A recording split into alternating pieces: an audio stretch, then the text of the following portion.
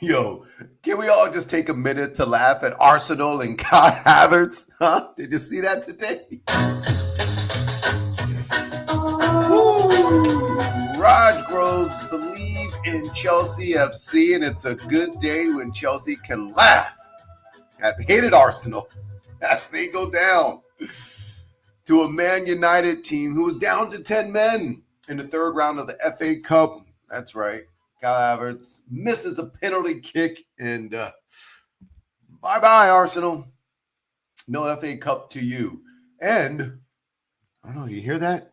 You hear them whispers? Another season, another trophyless campaign, most likely, for Arteta. You hear them whispers? Yeah, I hear them. People saying, have they had enough? Might be a bit harsh, but I don't make it up. Maybe they'll be down on a manager. This is what I'm reading. This is what I'm seeing from over the pond over in England. The Gunners. Oh, and speaking of Gunners and their striker missed opportunities, the Gunners have reportedly been linked with the move for a Newcastle United star, my fantasy football striker. That's right, Alexander Isak. Yeah, but he's valued at more than 100 million by the Magpies. But Chelsea, why does this relate to us? I know, what's all this Arsenal talk, right? Well, it's fun to laugh at Arsenal, but hey, talking about strikers, Chelsea, they've been tipped for a massive offer for Alexander Isak this month by club legend Pat Nevin. Now, of course, Isak has been red-hot form this season. He's got 13 Premier League goals, 4 assists. And get this, Newcastle, apparently, they want 150 mil for him. That's what they've said from the Swede. They're warning off suitors. So, I don't know. Chelsea, depends who you ask. They say they're in the market for a striker. You look at the underlying stats, they're similar to Nicholas Jackson, actually. Of course, he's got more goals, but some of their underlying stats are similar. I would say, yeah, he's better. Isak is he's a better finisher, more opportunist, I will say. He'll take advantage of those situations. But Arsenal, looking for him, and maybe Chelsea, although I don't believe the Chelsea one. I just don't think they'll spend 150 mil, even over 100 mil for a striker. Depends on what he makes, what his salary is. 100 mil might be a little more realistic. I doubt 150 mil. But other transfer news. And, of course, we will preview the game against Bournemouth coming up mañana. We will preview that today, give you my starting 11. But let's get to some transfer news. There's also some injury news on Reece James and Lavia, the often injured duo. All right. So, Chelsea defender Renato Veiga, he's agreed to join the German squad, Dortmund. Yeah. He's going to Germany, y'all. So why? Chelsea just signed Veiga, remember, for a $12 million deal. He's also Swiss. They just signed him last summer, but he's been unable to secure a regular role on the team under Maresca. And I never thought he was going to be a starter. I thought he was a great Swiss Army knife, so to speak. Versatile player who, of course, we've seen play at left back, center back, and he can also play defensive mid if you need him to. So far this season, a 21-year-old has played just 177 minutes in the Premier League. And, of course, the majority of his time has come in the Conference League. He's a great backup and versatile guy. So here's the deal, though. Veiga not only wants to play more at left, more minutes, but he also wants to play left center back. He doesn't want to play left back, doesn't want to play defensive mid, where we tuck him in, where he inverts.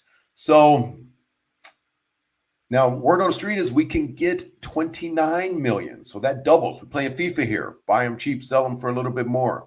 So it wouldn't be a sell immediately, of course, because he just joined to be a loan with intention to buy, the option to buy. And that option is apparently needs to be agreed upon because he wants a one-way ticket. He wants out. So listen, it's not like, I'm a Veiga fan, but I'm not like I have his poster in my room or anything like that. I just like the versatility, and he's coming and he's in the depth. But if he leaves, who the hell is going to be the backup at left back? Of course, Chilwell, we got still rotten on the bench. Poor guy. Let's get him a home. He's not coming in. He just doesn't fit in the system. So, man, it seems like it's been like a year since he's really played, right? Injury and then just not fitting in the system, Chilwell. So if Cucurella gets hurt, we'll be doing that left back, y'all. So I get we make some money off of selling them, but looks like we'll be in the January transfer market for a backup left back, someone too who could compete for some minutes. So speaking of guys on the way out, Chilwell and Cassidy, they were not on Chelsea's FA club squad, as both are expected to leave. Mariska says Cassidy won't be on the squad and is more or less in the same situation as Ben Chilwell. For him, the idea is not to allow him to play the same minutes in case there is any opportunity to go and play elsewhere, and which in the moment is the best thing for him. I agree. That's the best thing for him. Let that man go play somewhere. Both of them. I don't understand. I don't know. I thought Cassidy was part of the future, but we had him on loan, brought him back last season just to sit him on the bench. But I definitely get Chilwell, and let's get Chilwell at home. He deserves that, right? All right, now what's up next? We got a Premier League match versus Bournemouth. Yup, top four Chelsea, still top four as of now. We can still say that. We'll face a Bournemouth squad that is currently enjoying an eight-match undefeated streak. So don't sleep on Bournemouth, all right? Chelsea, we were on a 5-game winning streak up until week 17, right? Remember how good we were feeling? Can we compete for the title?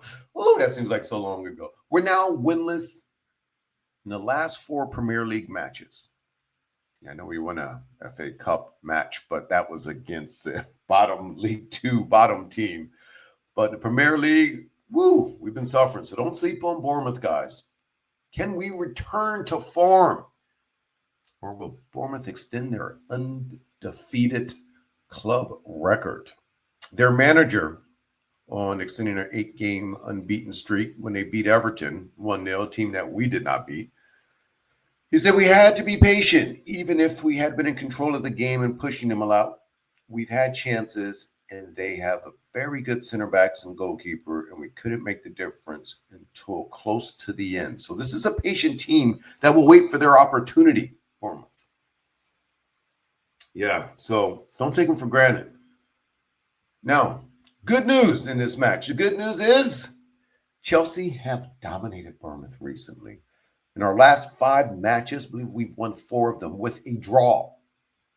Okay, so I'd like to continue that good feeling against them here if we can. Let's get to the starting 11. But before we do that, some injury news on the potential starters. One potential starter, one definitely backup, but could start. Enzo Maresca says Reece James and Romeo Lavia are ready to start matches, but Chelsea will continue to manage their fitness carefully.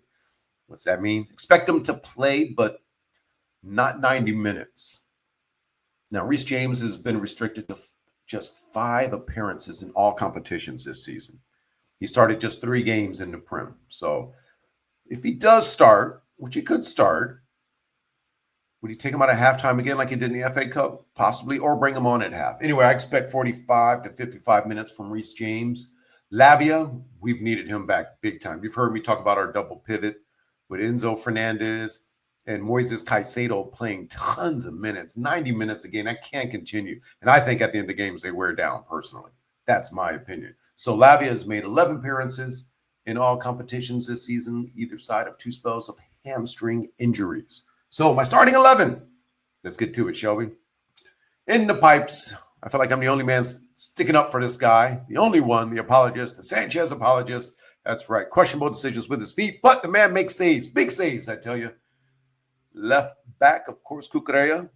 What are we going to do as backup? Looks like you playing all 90, Playboy. You better eat your Wheaties in the morning, have a Gatorade, because Veiga ain't playing. So Cucurella is going to play in the left back. Wonder if they invert him or keep him back to save his legs a little because he's going to be playing. All right, center backs. Oh, right back, I guess. Let me go there. On the right side, of course, you got Fofana. Or do we start Reece James? Let him play half the game.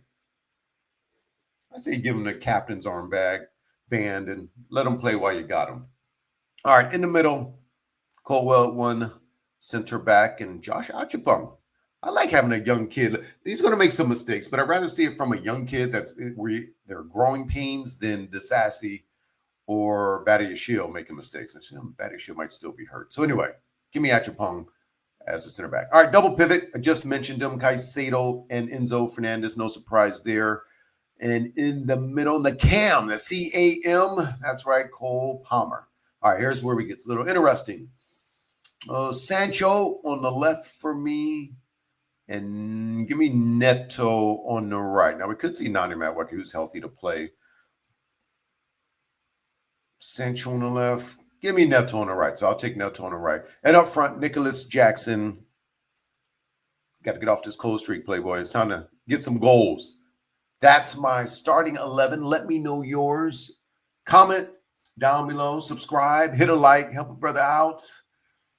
Going through this together. Interesting game here. Like I say, don't sleep on Bournemouth. And we'll keep an eye on the transfer window because although I don't expect Chelsea to make major noise, they are going to make some adjustments. And speaking of, there's a couple other things. Gehi, the center back that we've been linked to. I'd rather bring back Trevor Chalobah and then make a big move for a center back in the summer.